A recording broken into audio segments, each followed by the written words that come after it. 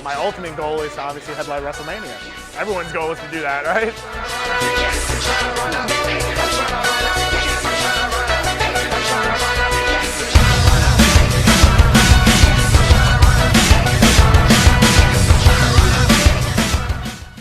My name is Mike Verna. My wrestling name is the Man of Steel, Mike Verna.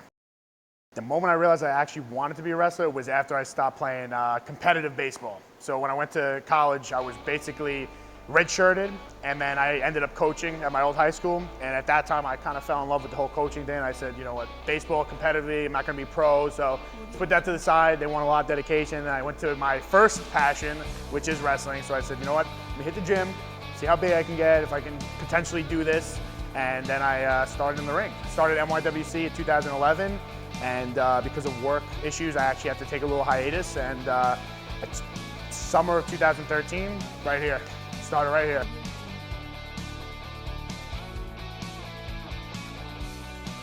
When I first started, my family, they had a little bit of a mixed review about it, mixed feelings about it, because my dad was never a wrestling fan at all. He actually was not really against it, but was never a fan. He's a sports guy, so wrestling's fake or whatever. That's how he perceived it. My mom, she's a nervous wreck, straight Italian woman who just is nervous about everything.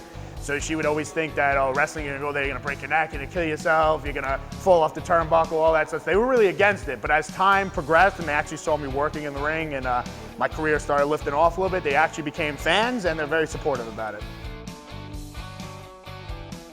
The advice I would give someone who's aspiring to be a wrestler would definitely A, be humble, and B, learn as much as you can before you even step in between the middle of those ropes. You know, you need to know what you want to do, what kind of gimmick you want to be, what kind of wrestler style you want to be, if you're ready for this business, if you're tough enough for the bumps, if you're tough enough for the gym, if you're tough enough for the wrestling life in general. And you need to really let these people know what they're in store for, because it's not like any other sport.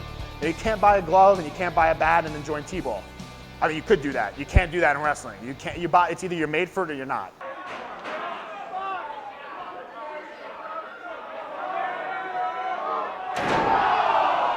When you watch it on TV for most of your life, you think that you can just jump in there and do it. And every single person you know who's a fan most likely has played wrestling in their basement or in the backyard or on the trampoline. But when you actually get into the ring and you have to actually work a match and you actually have to know what you're doing, it's totally different. So, you know, the first couple of days of training, you might know a few moves and you might execute them good, but you don't exactly know how to work a match in that order, that formula that, you know, you're taught.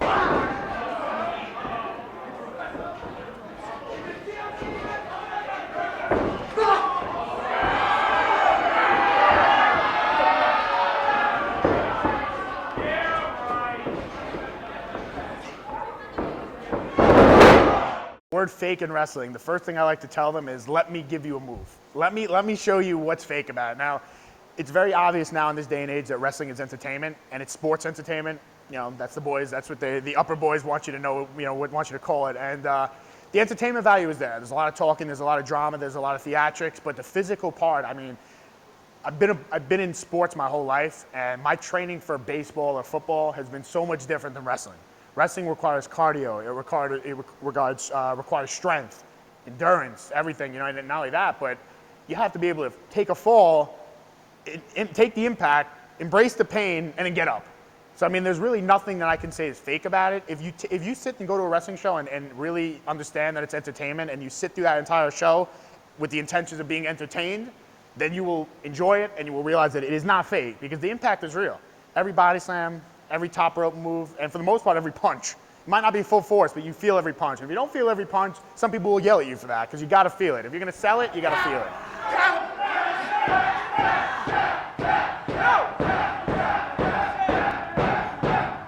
I have had 2 concussions so far, the year in.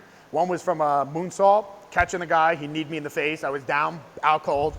And the second one was recent, and it's funny because I'm actually not, it was against Eddie Edwards. Eddie Edwards about like last month, and he whipped me, and I ran into a drop kick. And the drop kick, I mean, lights out.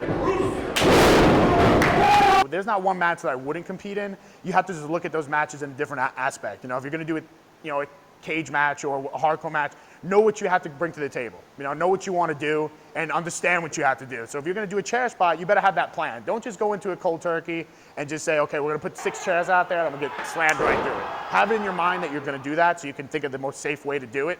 and hopefully you don't get hurt from it. But there's not one match that I wouldn't do at all, because like I said, there's nothing's fake, but at the same point, you have to be fearless in the business. So, the best way to describe holding a title is just the fact that it humbles you. It humbles you because you don't know, you'll never know if you're ever going to get a title. You'll never know when you're going to get a title. You never know if you can have the opportunity to get that title. When you actually get it, you turn around and say, okay, someone notices my hard work. The fans notice my hard work. My peers notice my hard work. Now it's time to represent my hard work. Show everyone that I was worth this opportunity. I was worth the title shot.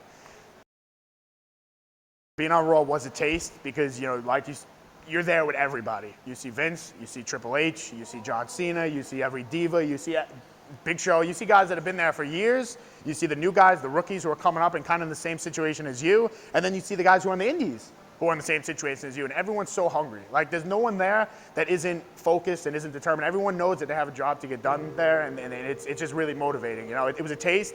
It made me really want it even more because you know that you're good enough to be there. Now show them a reason you belong there. If wrestling wasn't there, life would be so different. I mean, I'd probably be in freaking school still, not wanting to be there, not being confused about if I'm gonna get a job after I graduate or this or that. You wouldn't know half the people that, there's been so many people in wrestling that I met that have had such a genuine impact on my life. And it's not even just the wrestlers, it's their families, it's their friends, it's everyone within the fans. Like, everyone is just so connected to you. And you think to yourself, if wrestling wasn't there, where would I be? What would I be doing? You wouldn't know these people that you gained such a friendship and bond with.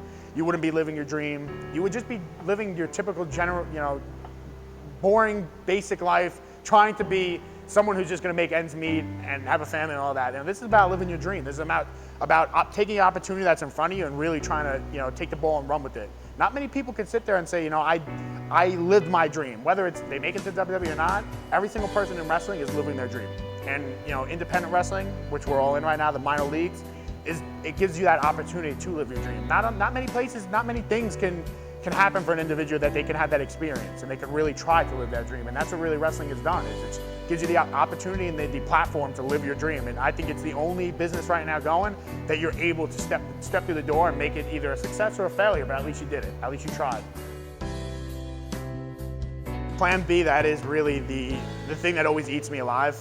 Because at 23 years old, I'm lucky to be getting in the business this young and having the opportunity where my body's in perfect shape for it and my life is, for the most part, stress-free. I have a very good job right now at GNC. I'm a franchise supervisor, so I do have a good paying job for the time being.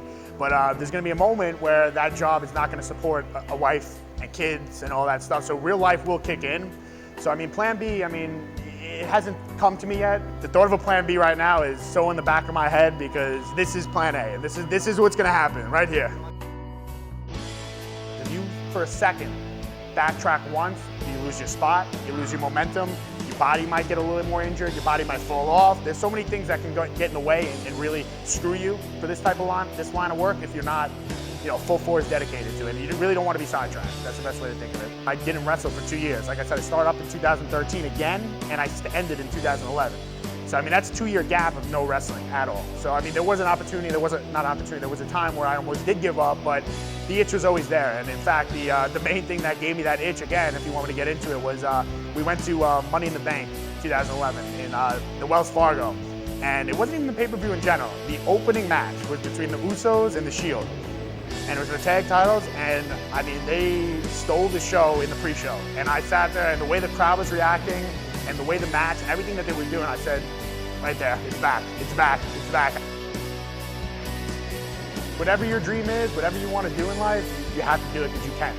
You can, no one's going to stop you. So much has happened for me in the matter of a year, and it's just still going, that if I didn't take these routes, it would never happen. I would sit there and say, what if? What if? I did it. I did it. I have such a long way to go, but if it ended tomorrow, I remember me and PJ were talking about it, if it ended tomorrow, we still did it. We did everything that we wanted to possibly do. We did it in a smaller scale. We didn't headline WrestleMania, but we headlined the show. We didn't win a WWE title, but we won a title for a company. That's exactly what this business is about, is just moments and living your dreams.